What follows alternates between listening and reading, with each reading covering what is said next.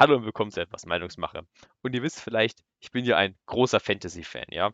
Ich könnte jetzt meine Herr der Ringe-Karte von der Wand nehmen und sie euch zeigen, aber dann kriege ich sie nicht mehr aufgehängt. Deswegen mache ich das jetzt nicht. Aber seid euch gewiss, ich bin ein sehr großer Freund von Fantasy.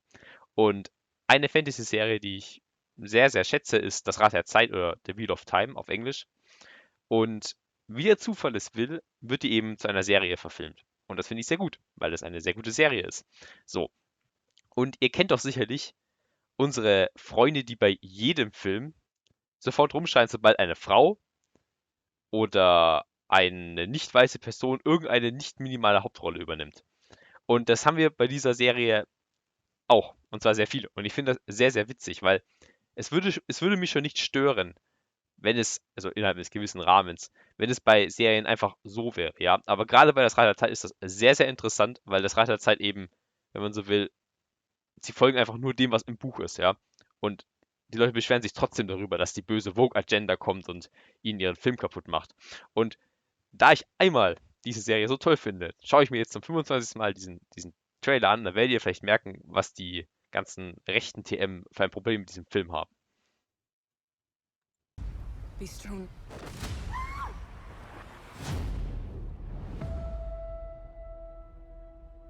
The wheel of time turns,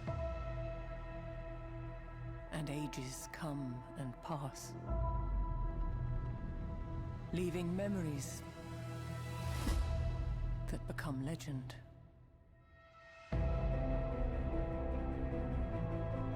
Sehr cooles Shot, muss ich sagen. The power inside you. All over the world there are different names for it. But it's one thing. One power. And women who can touch it. We protect the world.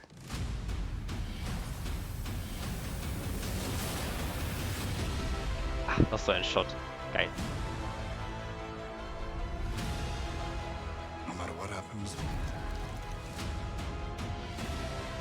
what pain we face, what heartbreak,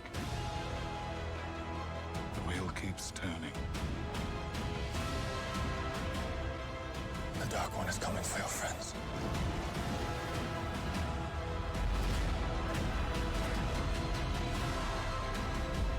The last battle is coming. The only thing that matters is what you do. Whatever happens now, there's no turning back. Das ist auch geil. Also ich bin gehypt.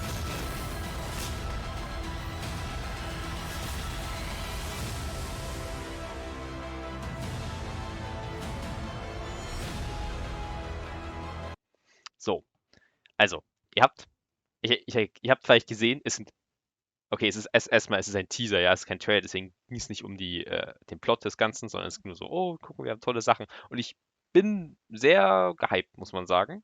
Also ja, habt ihr vielleicht gemerkt, ich freue mich, ich bin gehypt, ich würde das gerne gucken.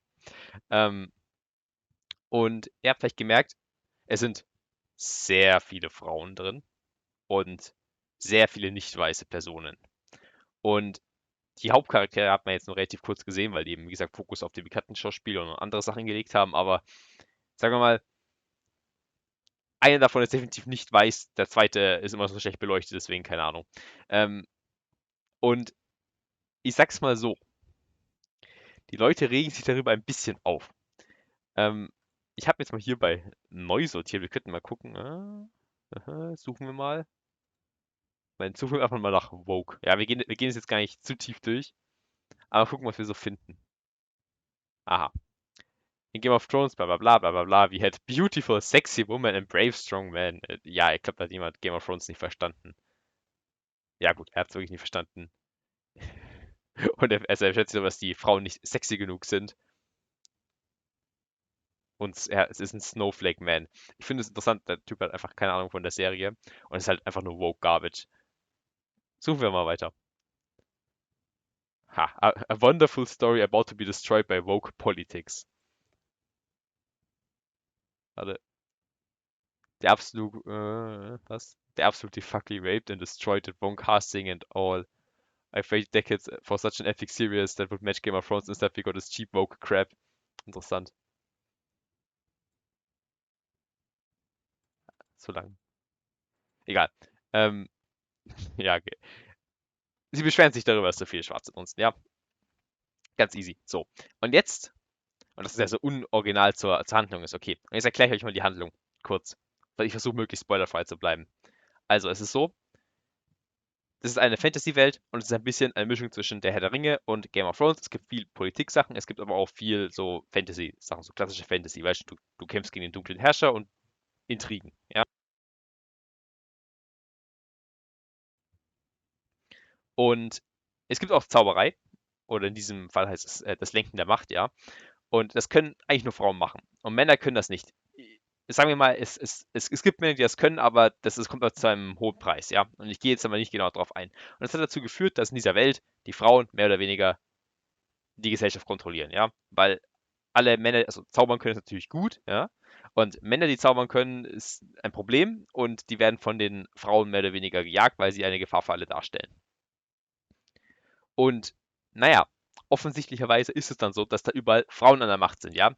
Es gibt, also wirklich in dem gesamten Buch gibt es extrem viele Königinnen. Ich glaube, es gibt, also mir fallen jetzt nicht viele Könige ein, sagen wir es mal so. Ähm, eins, zwei, ja, vielleicht. Also die meisten Königreiche werden entweder von Frauen oder von quasi unabhängiger Erbfolge kontrolliert. Die Frauen sind auch extrem starke Charaktere in dem Buch, was das Buch sehr interessant macht. Und wie gesagt, alle relevanten Zauberinnen sind im Endeffekt auch Frauen. Okay, das ist das eine. Und das andere, es gibt so viele Schwarze. Das ist das Problem. Und sag ich mal so, jetzt könnte man sagen, okay, das ist ja ein mittelalterliches Ding und das kann ja gar nicht sein, dass es in einer mittelalterlichen Gesellschaft so viel Diversität gibt. So, es ist natürlich so, dass im Buch nie erwähnt wird, welche Hautfarbe die Leute haben.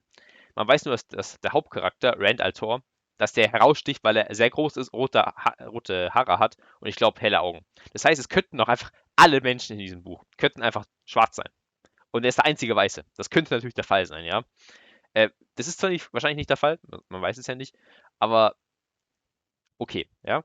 Es wird im Buch nie über die Hautfarbe von den Leuten geredet. Das ist sehr interessant. Es wird immer nur darüber geredet, ob sie groß sind oder ob sie klein sind oder ob sie, weiß nicht, Haarfarbe haben und so. Aber ja, es gibt auch Leute mit dunkler Haut und, weiß nicht, hellbraunen Haaren, ja.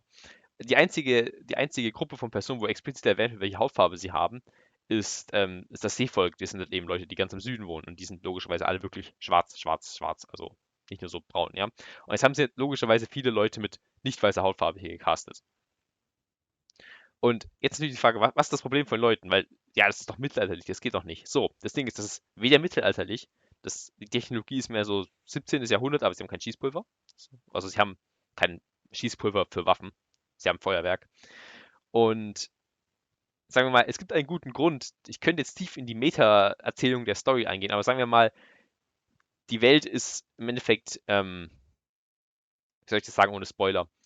Es gab mal einen Grund, warum sich alle vor ein paar tausend Jahren war die Gesellschaft noch deutlich fortgeschrittener und es gab Durchmischungen, wenn man so will, weil es quasi alles eine sehr fortschrittliche Regierung war, fortschrittliche Welt war und sie hatten Flugzeuge und alles, also so wie jetzt halt nur noch mehr. Und logischerweise gibt es dann keine irgendwelchen Rassen, die erhalten wurden, weil sie sich nie mit anderen Leuten getroffen haben. So, oder? Das ist schon gut durchmischt, sagen wir es mal so. Also, wir haben Frauen, so wie es im Buch ist, viele Frauen, weil es absolut logisch ist. Und wir haben nicht weiße Leute, weil es auch absolut logisch ist und im Buch auch immer wieder so impliziert wird. Und Leute regen sich trotzdem auf. Und es gibt einen tollen Spruch, nämlich es gibt nur zwei Gender, Vogue and Political. Also es gibt nur Vogue, was auch immer Vogue heißt, also ja, Vogue im Sinne von, es ist mir zu progressiv. Und alles, wo Frauen drin sind oder wo eben nicht Weiße drin sind, ist immer Vogue. Und es muss natürlich dann auch broke sein, ja, also es muss natürlich dann scheitern. Und es wird jedes Mal gesagt, und sie haben jedes Mal Unrecht. Also sie haben sich darüber beschwert bei Black Panther, einer der erfolgreichsten Filme aller Zeiten, bei den Star Wars Filmen. Die Star Wars Filme waren zwar schlecht, aber nicht, weil einer von den Charakteren schwarz war und der Hauptcharakter eine Frau. Und die Filme waren trotzdem finanziell krass erfolgreich. Das haben sie bei einem Haufen Marvel-Filmen gesagt, die alle so dermaßen erfolgreich waren, dass es lächerlich wurde, ja. Sie beschweren sich darüber bei allem, ja, wirklich bei allem. Und sie haben nie recht. Und das besonders Tolle ist ja, hier ist es ja nicht mal so, dass sie irgendwas quasi am Quellenmaterial verändert haben. Sie haben einfach nur das gemacht, was im Buch steht und dann halt ist einfach getan, ja. Und dass Frauen also dass Frauen die Macht haben in dieser Serie, ist ja das Bedeutende. Das ist ja doch der Witz, das, was das Ganze spezifisch macht, ja. Und sie beschwert sich trotzdem darüber, dass es nicht genug treu am Buch ist, ja. Das ist so hilarious. Und ich bin wirklich froh, dass im Gegensatz zu, sagen wir mal, anderen Fangemeinden, wie zum Beispiel bei leider der Herr der Ringe hat eine sehr toxische Fangemeinschaft, aber auch bei Star Wars oder so, dass da die Leute hingehen und sich dann über die massiv lustig machen. Weil, ja, also wenn Leute sagen, ha, das Buch ist ihnen zu woke, dann haben sie das Buch, glaube ich, nicht verstanden. Und die Fangemeinde tut die ordentlich auf die Fresse geben. Und ich bin jetzt offiziell Teil davon. Das habe ich gut gemacht.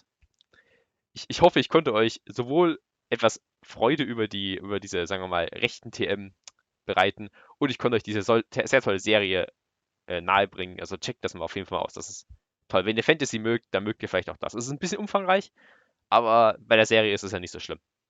Deswegen würde ich sagen, passt auf euch auf. Wenn euch das Video gefallen hat, dann liked das und teilt das Video und erzählt euren Freunden von dieser Serie, Leute. Das ist eine geile Serie. Deswegen würde ich sagen, passt auf euch auf. Ciao, Leute.